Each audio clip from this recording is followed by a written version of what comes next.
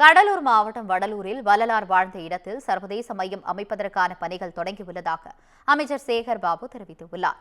வள்ளலாரின் 202வது வருவிக்கு விழா கொண்டாடப்பட்டு வருகிறது.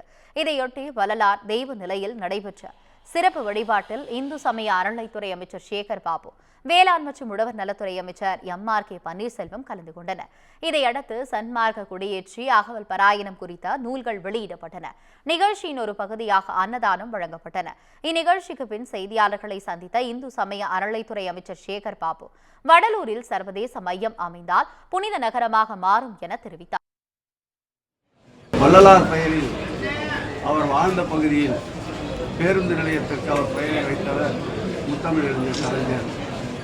அந்த பகுதிக்கு வள்ளலார் நகர் என்று பெயர் சூட்டி பெருமை சேர்த்தவர் வாழும் முத்தமிழறிஞர் கலைஞர்.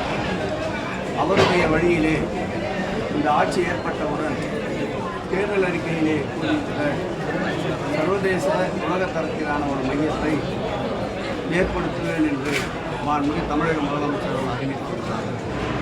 அந்த அறிவிற்கேற்ப 99 கோடி ரூபாய் செலவில் அந்த பணிகள் துவக்கப்பட்டு இடையில் சிறு தடைகளால் பணிகள் தொடர்ந்து நடைபெறாது இருக்கின்ற சூழ்நிலையில் தற்போது அந்த பணிகள் துவக்கப்படுகின்ற